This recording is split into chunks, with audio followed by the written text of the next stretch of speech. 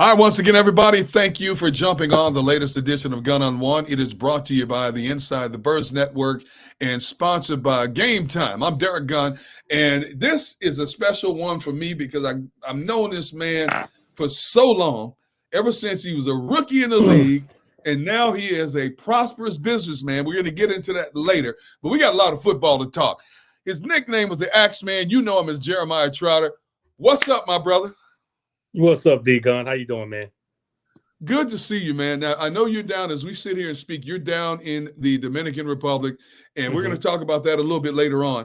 But we got to get to football, man, because ever since I've known you, you don't pull punches. You're going to tell it like it is. So the first question has to be the obvious question. What in the world has happened to this defense on the Eagles, man, from your perspective? Man, I'm going to be honest with you. I've been thinking about it the last 2 or 3 weeks, trying to figure out what happened to him. And it's not one thing. It's not one thing you can just put your finger on. If it's that easy, they could try to fix it. But teams are running the football on them. They're throwing the football on them. They can't get off the field on third down. Man, it's just, I've always thought they were defense kind of bend but don't break.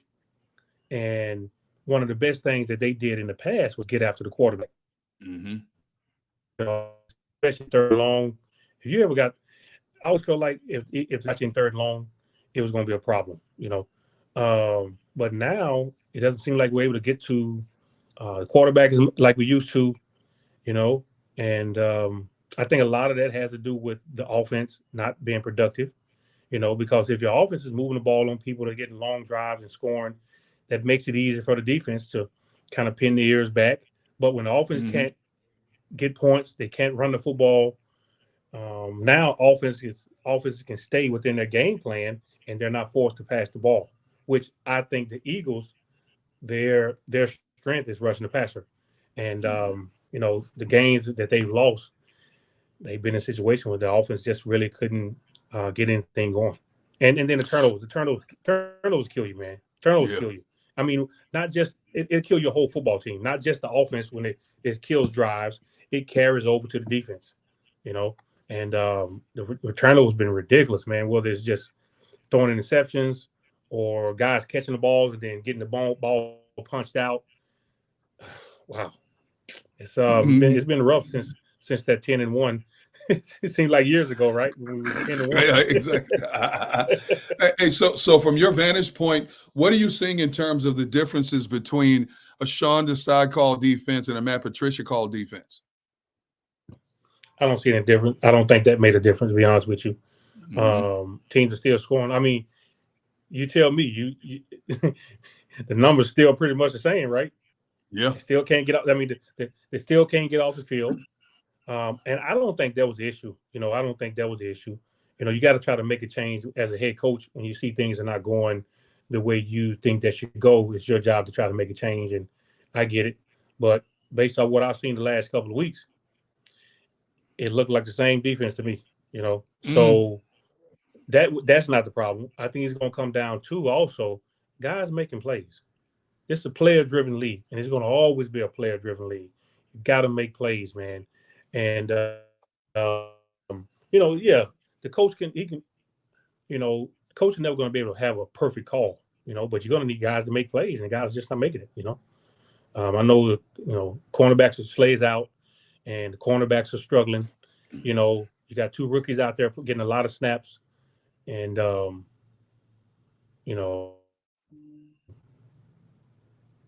they're struggling, man. You would think their strength is in the front line, but I've seen people just run the ball right down the right, whether it's long runs or they just consistently getting 3-4 yards a pop, man. You getting in third and shorts, and that's tough on the defense when you're consistently in third and shorts. So you would think with the defensive line, especially those big guys they got in front, the teams wouldn't be able to run the ball straight at them. But that's not what you're seeing. How difficult is it for a player to perform under two different signal callers in the same season? In terms of two different defensive coordinators. I don't think it's hard because I think I don't think it's hard because obviously I think they stayed within the parameters of the defense that was already installed in training camp. Because you can't change a whole defense during the course of a season. You can tweak a few things, but I think they stayed within the parameters as far as the plays that they already have installed during the course of the year. Now he like I said, he may make a few tweaks here and there, but it's a player-driven league. I'm gonna go back to that. You got to make plays, man. You got to make plays, and you just don't see enough guys get enough plays. Are the Eagles asking too much of their outside edge rushers to drop back in coverage? Is that asking too much when your specialty is attacking the quarterback?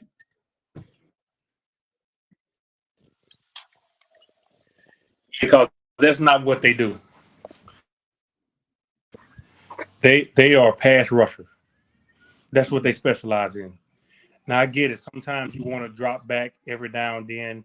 You don't want the offense to just know, this guy's coming every play. But I'm gonna be honest with you. You don't want those guys dropping back in coverage too often. You want those guys getting out the quarterback because they just don't have enough experience dropping back in coverage, recognizing route concepts, 2 out, 1 in, getting underneath the inside guy.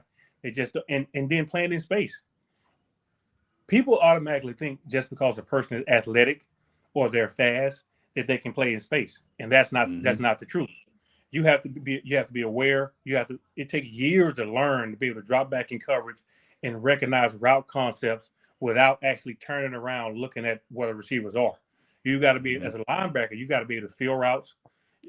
Obviously, you got to peek some, but you have to have your head on the swivel, peeking back, seeing the quarterback, matching. If you got to match 2, all right. So 2 go out, you get the new number 2 coming in, right? If 1 goes up the field and 2 run 5-yard out, you got to be able to match that. Those guys, they haven't had enough reps, or it's a lot playing off the ball linebacker.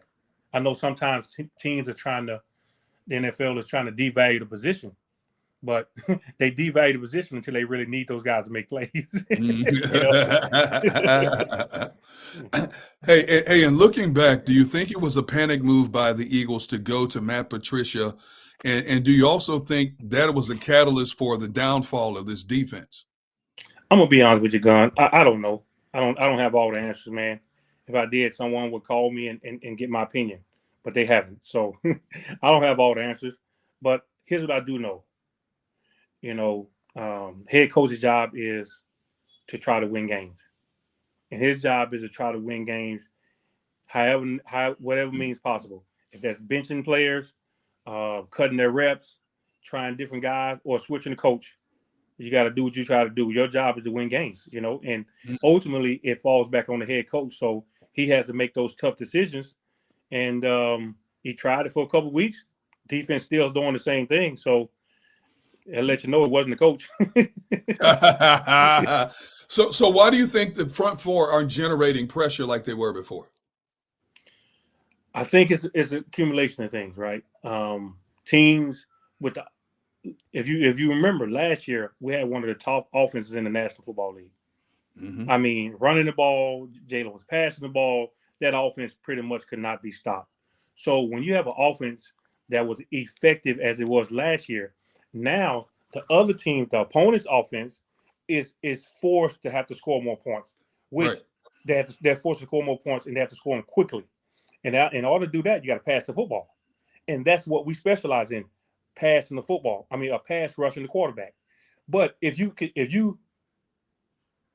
rarely get in that position to rush the quarterback, one, it's on the defense, right? Because when you get in 3rd and long, you got to get to the quarterback, and then when you do get there, you got to make the play. If you don't get to the quarterback, then you expect somebody on the back end to make the play. Haven't made enough plays on the back end, right? When the quarterback does hold the ball, we haven't got there like we normally do. And then 2, when the offense can just stay in their offense, running the football, staying ahead of the chains, it's tough on the defense when the offense can just stay in that like that. Last year, Eagles got good play out of T.J. Edwards. Mm-hmm. Did they make a mistake not bringing him back? We heard well, he's from Chicago. He wanted to go home. But, hey, as you know, money talks. Man, listen, I tell you, you got an opportunity to go make some money, man, go make your money because the NFL stands for not for long. So you got to go out there because here's the thing. When you retire and you're at home and when you retire and you're 29, 30 years old, you're lucky to get to 30. If you retire that young, you got the rest of your life ahead of you. So if you get an opportunity to make some money, you got to try to go out and get what you can get, especially if it's the right fit. And the Eagles got to have to do what's best for them. They went out and drafted Kobe Dean, and he's been injured all year. So, and that's just part of the game. I think it was really had high hopes for him this year. And I thought when he was out there, he was doing a pretty good job. It seemed like he was, learning, getting better every week, and then, boom, out for the season. So as we look ahead to the game coming up against Tampa Bay, what's a realistic expectation for this defense? Could they drastically improve, or because of what we've seen for 17 games, at this stage, the defense is what it is? It's crazy because I thought when we was, 10-1, I thought the defense was the strength of the team because the offense was scoring points, but they had a lot of turnovers, and there was a lot of things getting covered up because they were winning. But I thought the defense was playing, and then all of a sudden, both sides of the ball just kind of fell off the cliff. I'm gonna be honest with you, D. Gunn. It's hard to turn that thing off and on like that. Yep. It's hard, man. It's hard. And people always ask, well, who you think gonna win the Super Bowl? First of all, nobody knows. That's first thing. Second of all, I always look at the team that's who's hot going into the playoffs, who's playing their best football, who's healthy, and who's playing their best football. Well, health is not really an issue for us this year, major injuries, but we're struggling on both sides of the football. And just to be able to say, okay, it's playoffs, let's turn it on. It's tough to do, D-Gun. I know, man. I know. When you look at what these Eagles have gone through, 1-5 in their last 6 games, and Nick Sirianni has taken a lot of verbal shots and a lot of criticism. What has been your impression of him during these hard times? I like Nick, man. I like his style. I think he fits this city. I think he has a pulse on the city. I think he understands, what this city is all about. And I think he's an outstanding coach. And I just think they're going through a rough time right now. I don't think they're doing anything different than when they were 10-1. They're still working as hard. They're still practicing hard. They're still game planning, and it's just not working out right now. You're gonna have. I mean, look at Kansas City. Nobody would expect Kansas City offense to be struggling the way they're struggling. No. Right? No. No. A year ago they was ready to run Lamar out of town. Now he's gonna win the MVP this year. So every great team, a really good team, gonna struggle. I'm not worried.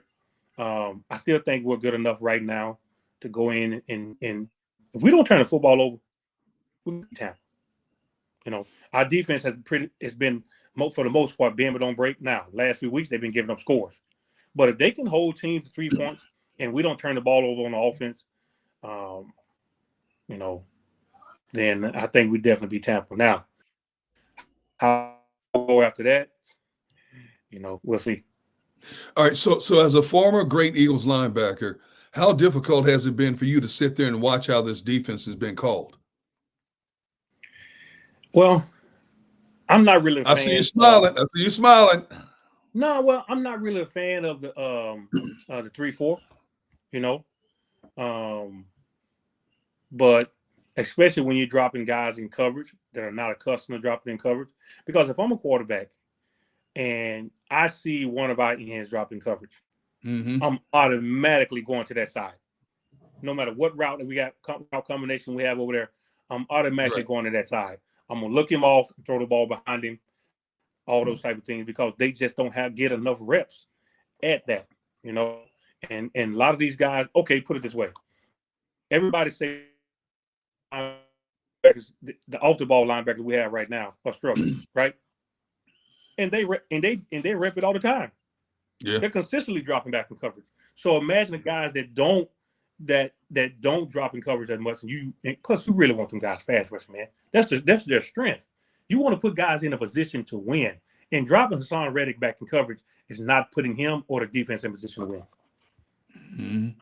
You know, as a former great linebacker for this team, someone who gave the linebacking position a lot of pride when you played for the Philadelphia Eagles, how gut-wrenching is it for you to watch through the years how this organization has devalued the linebacking position compared to edge rushers, D tackles, cornerbacks, but they never seem to put a premium on the linebacking position?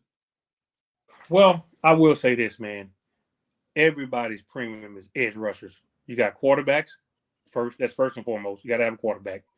Then you got the next tier, edge rushers, tackles, corners, receivers, and then they kind of throw every. This is across the board. This is not just Eagles. This is across the board.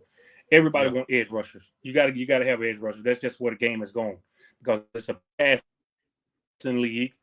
But there still are some teams out there that value the linebacker position, man, and they're not hesitant about going out and drafting a first rounder, second rounder, high round. But you need guys that can make plays, that's good against the run, that can drop back in coverage, that can cover tight ends and cover running backs. I remember when Tampa won the Super Bowl the last time. I think they won the Super Bowl because one, the defense was playing at a high level, and two, their linebackers were able to pretty much shut down Kelsey in the passing game. If you can take Kelsey away without having to double him with a safety, man, you've handicapped that offense a lot. And you need guys that can play in space. Not only just playing safe, just athletic and fast. You need guys that can recognize route combinations. Get everybody lined up. If you're in the game, if you're in NFL, you can get people lined up. But it's all about, it's not just getting them lined up. Be a student of the game, be a Ray Lewis on the game where, or myself, where you can, you look for little keys to help get guys. Hey, guard sitting light right there. Hey, we got a crack split right here. Watch the crossing route right here. You talking to your buddy, yo man, it's coming your way.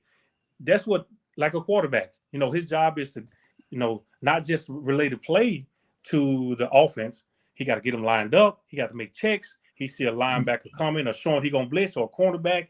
Yo, coming right here, Mike 54, Mike 53, whatever. That's his job, is to be the captain out there and control what's going on. So as linebackers, not just the Mike linebacker, primarily the Mike, but not just the Mike, the Will also, their job is to not just getting guys lined up, help guys see things that they normally wouldn't see, I had Quentin Michael on Gun on One a few weeks ago, and we were talking about how 2023, it was 15 years from 2023 when Jim Johnson coached his last game. Mm-hmm. What would Jim Johnson be saying to this defense during times like this? Man, first of all, Jim Johnson would be putting pressure on the quarterback. Yeah, he was live by the blitz, die by the blitz, and he believed, the quarterback, other than the center, is the only guy that touches the ball every play. He controls the game more. He has more impact than any other player on the football field, and he always believed you put pressure on the quarterback, you apply pressure to the guy that has the most control, and also the way you take away a great receiver is putting pressure on the quarterback. Mm-hmm. And then he lived by it, he died by it, and most times we lived. But that was we lived most times, and I would like to see him bring more pressure. Yeah. It's listen, the NFL is, these coaches, man, these players, they're too good just for you to kind of just sit there and let them pick you apart. You got to show them different looks. You got to bring different pressures, and those edge guys, no matter how good they are, and we got some really good edge rushers. I mean, we got Pro Bowl guys, right? And Brandon Graham, every time he comes in the game, he's killing them guys out there. And I definitely hope he come back, man, because he's still playing at a high level. Every time he hit the field, he making plays, those guys they're not going to get there every play. So you got to keep the offense off balance the same way they change up the snap count, motioning. They do all this stuff to kind of confuse the defense. It's your job as a defensive coordinator to keep those guys off balance also. How often do you think about the impact that Jim Johnson had on your life? A lot, man, a lot. Especially when I see a picture of him, or I see some old pictures back then. Just the way he allowed me to be me. One thing that made Jim great was, he had a base system, but his system changed based on who his personnel was. So he was great at getting the best out of what you do. He figured out what you do best and say, okay, let's put him in a position to do what he do best. And he allowed me to play downhill, play physical against the run.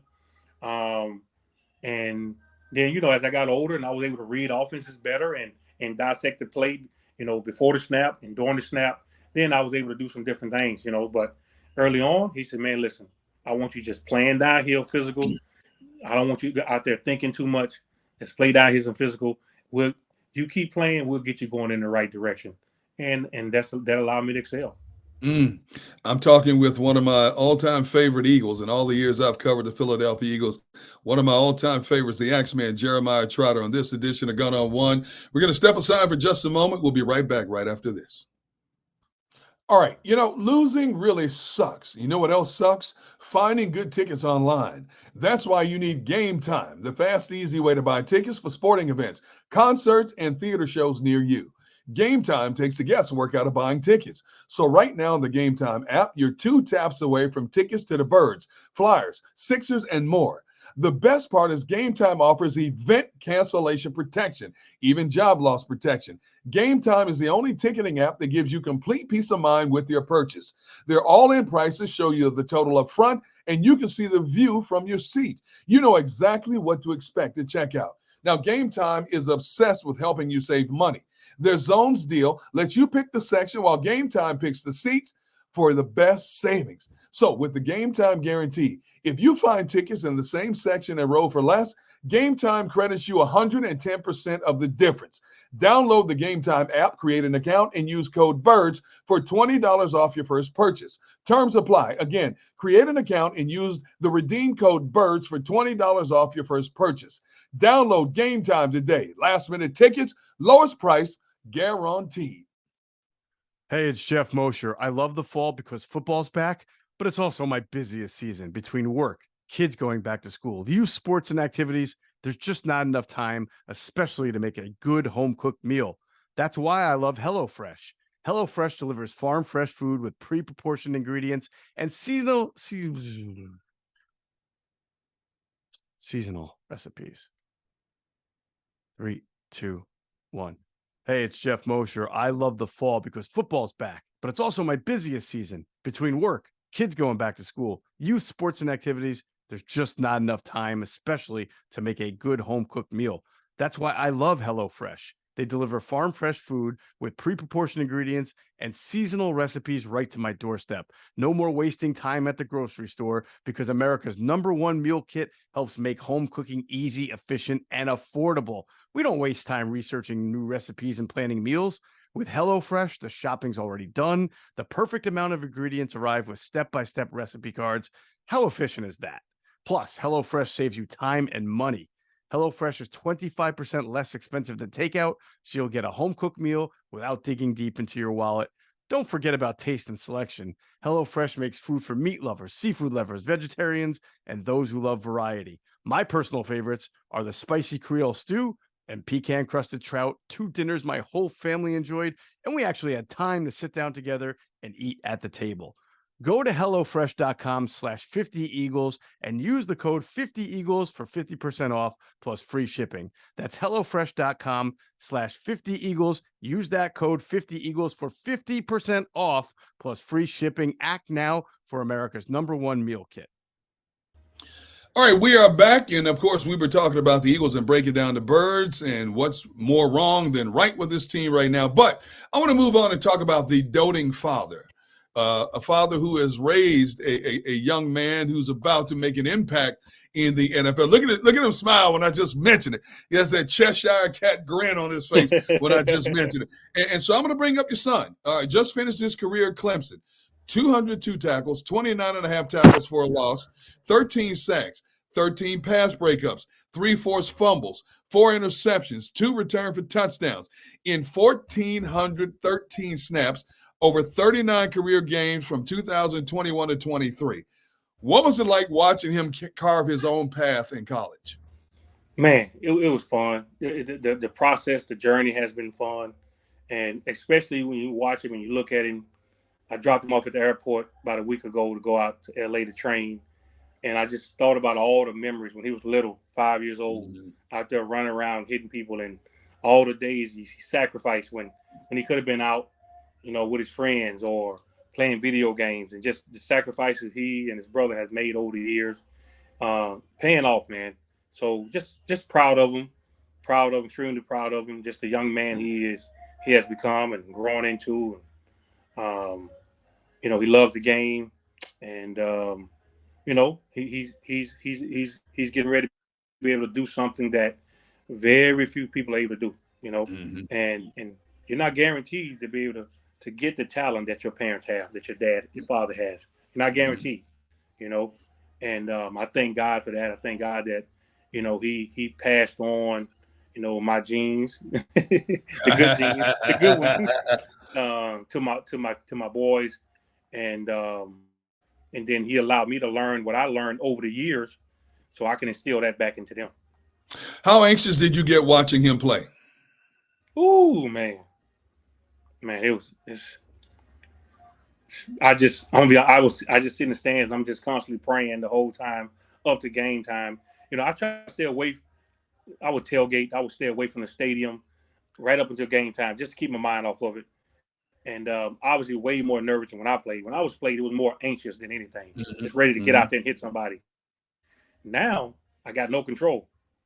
All you can do is pray and just hope that, hey, everything you taught him, he can go out there and just make plays. And because everybody wants their kids to be successful, man.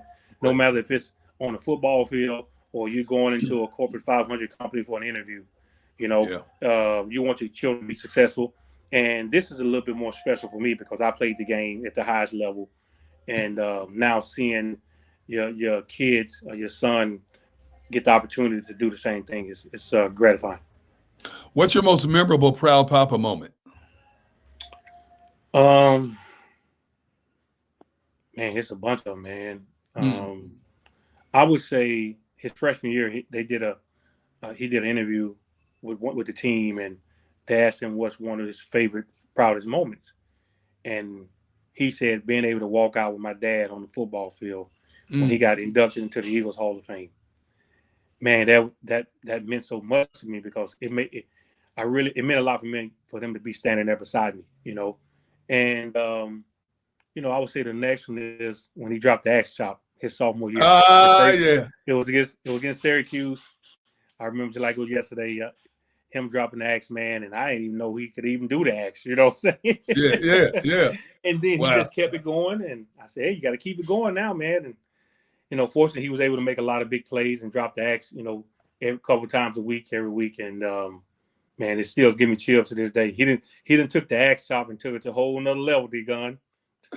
Hey, look, did being the son of a 4-time Pro Bowler help him in college as an athlete? What do you mean? In terms of making the transition, how to conduct himself as an athlete, what it takes for him to not just be a college football player, but to be an exceptional college football player. Oh yeah, I've been teaching him and his brother since they started playing football, by watching film, the work you got to put in, extra time. And I always told him, if you're doing everything everybody else doing, how are you getting ahead? Yeah. You know what I'm saying? If me and you walking a mile every day, Derrick Gunn, how am I getting better than you? We're doing the same amount of work. So you ain't putting in extra work, whether it's in the weight room, extra reps, stand after 15, 20 minutes, getting extra sets in, abs, extra sprints in, extra film in, then I don't know how you're going to get better, So going into college, he already knew how to carry himself as a professional, what he needed to do. And I would say that was easy easy transition for him. Obviously, it's still some other things you got to learn. You got to learn the system. Sure. The talent is better. You're playing at a big time school, so there was some transition he had to make. But as far as the mental part of the game and knowing how to conduct himself, I've always taught him that. Were there any downsides to being your son, a former pro athlete? No, I'm gonna tell you why. It would be if they couldn't play. Yeah. But because they was always really good, if you're a professional athlete, people that kind of expect they kind of expect your kids to be good at that sport. Expect you to get the genes. I'm just grateful and thankful that they got the genes. They got more than I got. Because I didn't have me. I had the greatest dad ever, but I didn't have me from a standpoint of the knowledge that was instilled in me. I could take all that knowledge from all the players I played with, the players that I watched, the defensive coordinators that coached me, the linebacker coaches that coached me, all of that 12-year NFL career knowledge that I amassed, I'm able to put it back into those guys. So from that standpoint, if they have the talent, which they do, and the dog, and stay healthy, they're supposed to be better than me. You know what I'm saying? Mm-hmm. Yeah. All right. So what's your professional scouting report on him as he gets ready for the draft? He's a 3-down linebacker. He Okay. can blitz. He can cover. He can play in space. He can run. He's a great tackler. I trained him to be able to do everything, everything, because you don't want to just be you don't want to handicap yourself. You want to be able to do everything. Which one, it makes you more valuable, obviously, but the game has changed. So I didn't coach them the way I was coached. I coached them to play in a game that's wide open, being able to make plays in open field, zone, man. In the off season, we didn't even train like linebackers. We trained like defensive backs. So we didn't even use the term linebacker in off season. We did everything, all our drills, all the man coverage. We always worked with defensive backs, and I know in high school he used to cover Marvin Harrison all the time, and so and I understood that the game was changing, and they had to change with the game. So I prepared him for anything he's going to face. Anything he's going to face, even just the small nuances of the game, playing linebacker, using your hands, when the slip blocks, when they're leaning heavy. Now you can slip them. Hitting light. Now you come out your hat. Boom, boom. Straight, pull them down. Reading schemes, pull schemes, zone schemes, RPOs. Man, we done did it all. You know what I'm saying? Not.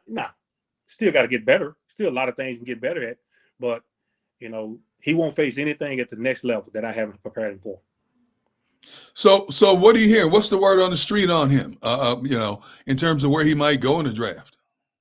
I'm hearing late first, early second. Okay. A lot has to happen between that time. Going to the draft, testing well, interviews. They want to sit down with you because a lot of teams, when they draft linebackers, they want to see if you're ready to play or if you're a project, right? Right. So he's going to be one of those guys that's ready to come in.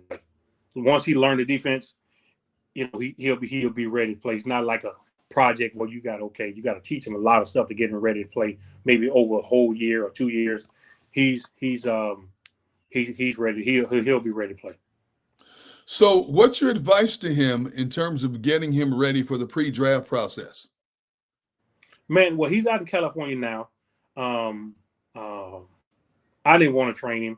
He's an adult. I want him to go out there and let the guys do that. They do it all the time, and they'll prepare him with interviews.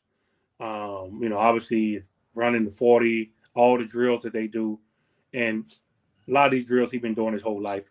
So it's really just getting in shape, getting explosive, and just being comfortable with the drill. So when you step out there, you can just do your thing. And I just want to be a fan now, man. I've been coaching him, man, all this time. Even when he was at Clemson, we watched every practice, every game. Even when we didn't watch film together, I would watch the film and send him notes so he would get it when he wake up, And now I just want to be a fan, man. You know what I'm saying? I done poured everything I can pour into him, and obviously it's gonna be times where I see something I'm gonna mention it to him, obviously. But I just want to sit in the stands, be a dad, and cheer, and that type of thing. Speaking of sitting in the stands, have you allowed yourself to imagine him playing for the Philadelphia Eagles? No, I haven't. I try not to go there. I try not to, think about him being at home, and I just here's my prayer: God, send him where he's supposed to go. Yeah, and I just leave it at that. What if God sends him to the Dallas Cowboys? Oh Lord, send him where he's supposed to go. No. But I don't think he'd do me like that. Hey, come on now, Lord, don't do me like that. your youngest son, Josiah, he's at St. Joe's Prep. What's in store for his future? Well, he's at West Virginia now. He's at West Virginia, yep. Yeah, he tore his knee up in spring ball, so he redshirted this year. But he'll be back this year, man, 100%, ready to go. Always running and sprinting and all cutting, and he's doing everything now except contact stuff. So he'll be ready, man. He's gonna be a stud, man. 6'2", 240. They can run, D-Gun. They can run, man. They can run. So yeah, I'm excited to watch him, man.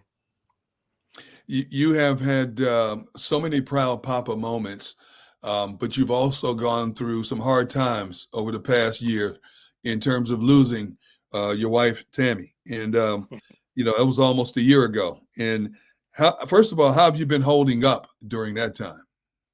Man, it's every day it gets better, D-Gun. I mean, I ain't gonna lie. When the first thing was going on, we went through about 8 months of treatment, and there was never a moment I didn't think she was gonna make it.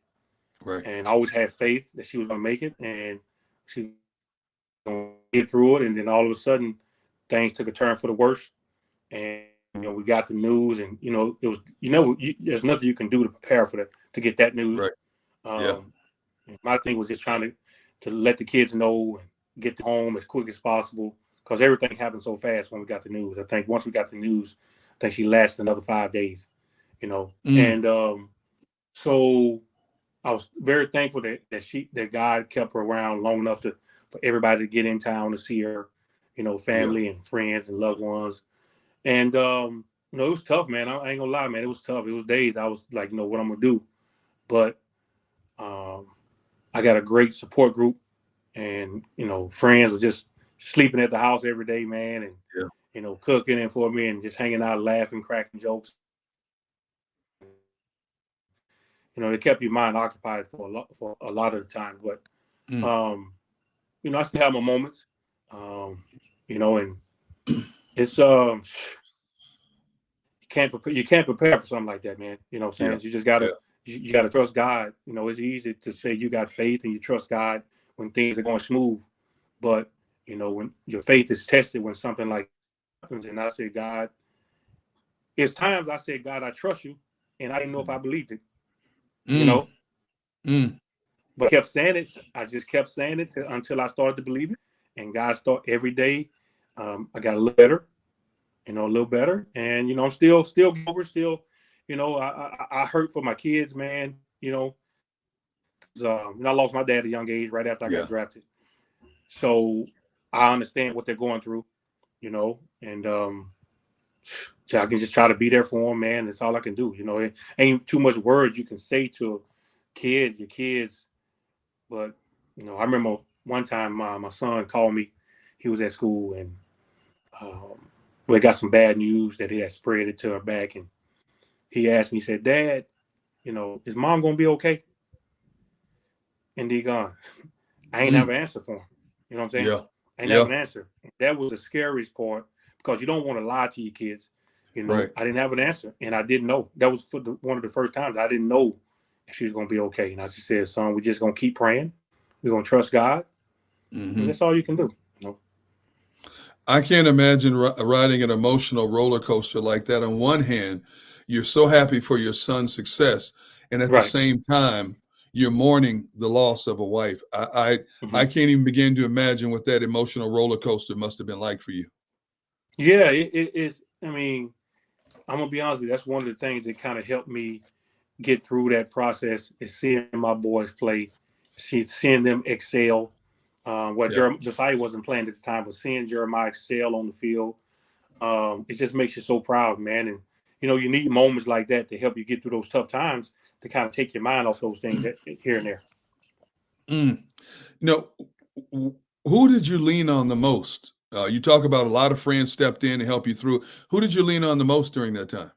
I would say my pastor, Okay. Anthony Gardner, Yeah. which is one of my best friends, and my boy Victor, Yeah. one of Yeah. my best friends, my brother-in-law David. My brother came by a lot. Um, so I had a really good core group. My boy Troy, Mike, Hmm. just constantly at the house every day. Coming by, cooking. Cause I can't cook, big gun. I can eat.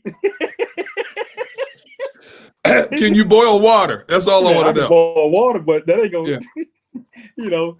So I can't cook, man. They was coming by cooking, man. Made sure, I didn't have to worry about that.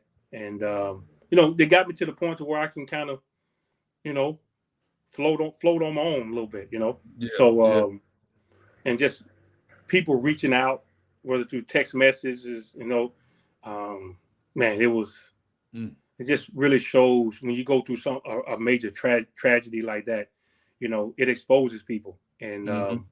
man, I gotta admit, man, that my circle that God put me around is, Hmm. I'm blessed. Put it that way. Mm.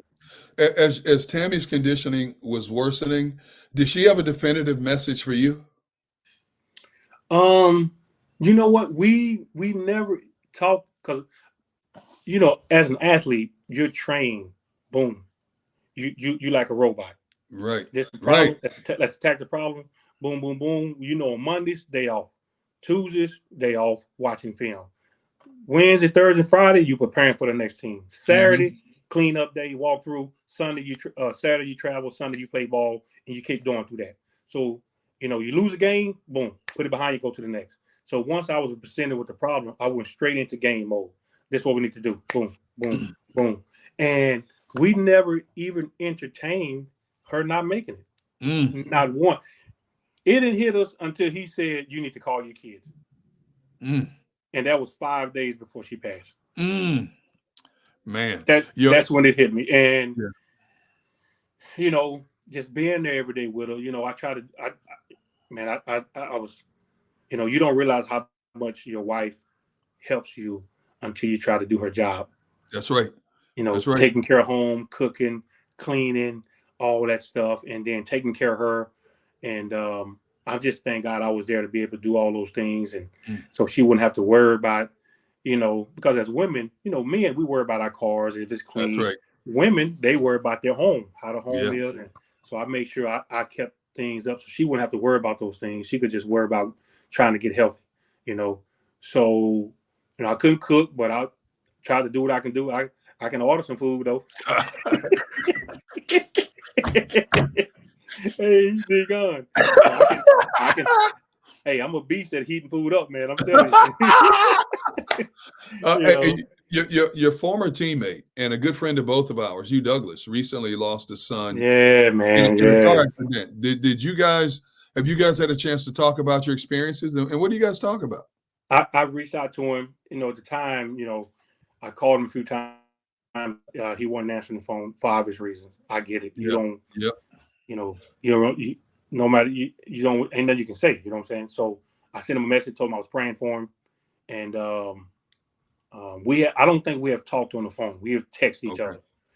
So sometimes people just need time to process, man. Yep. You know what I'm saying? They got to process. Everybody process things differently, and but here's the thing: when we did text on the message, when we text message each other, he knew that I knew what he was going through, Right. and that was good enough. You know what I'm saying? Mm. And I just said, "Hey, man, I'm praying for you. I'm here for you. I know what you're going through." He said, "Man, Mm. I know you do." like that. And that was all need to be said, you know. So, yeah. How many of your former teammates do you keep in contact with? Man, not a lot. You know, Dawkins, you know, Hugh, Ike, Keith Adams, Okay. Mike Caldwell. You know, Mike is one of my best friends that I played with. Yeah. So keep in touch with him. So you know how guys get Gunn.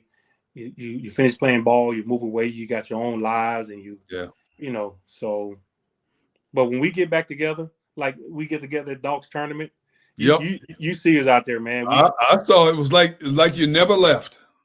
Never left. It's like we're in the locker room, man, or you know, on travel day, Saturdays, and so it's always good. I'm glad Doc does that, so guys can come back and just we kind of reminisce on those days, you know. Yeah. As I said off the top of this Gun on One podcast, as we sit here and speak, you're in the Dominican Republic. Mm-hmm.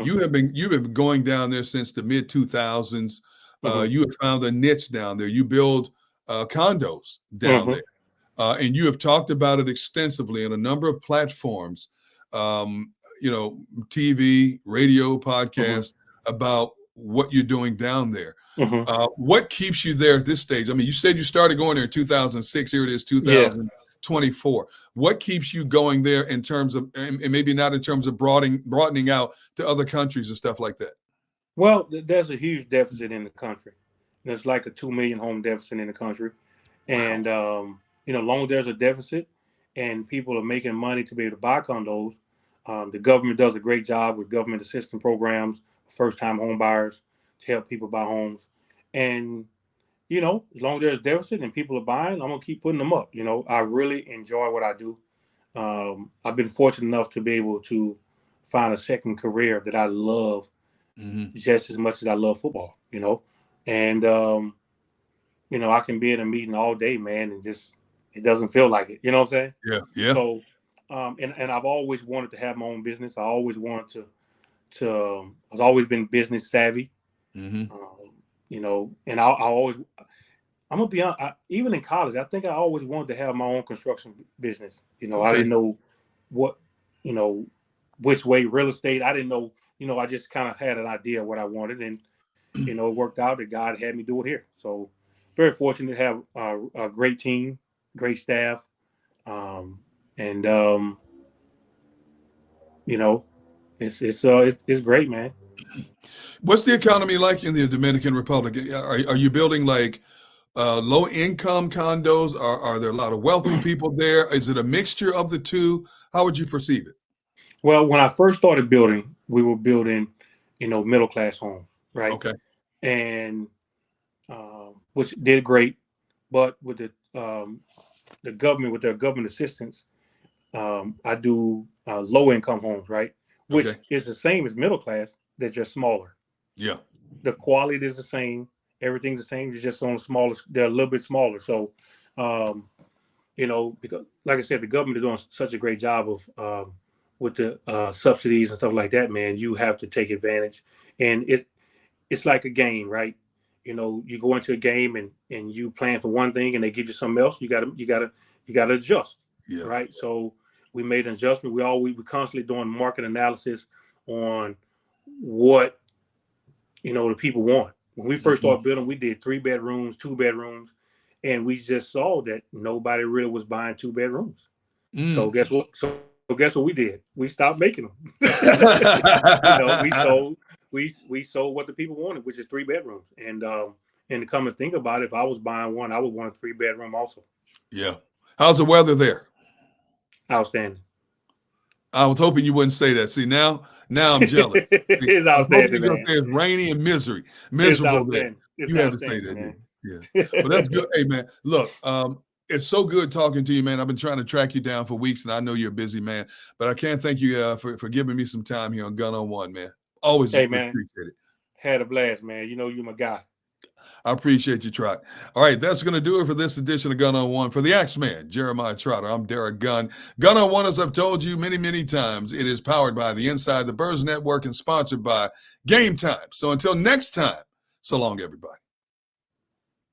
Be sure to check out our friends at PHLSportsNation.com. They're enhancing the fans' experience with their coverage of all Philadelphia sports teams For the fan, by the fan is their motto. So make sure you check them out at phlsportsnation.com and on Twitter at PHL Sports Nation.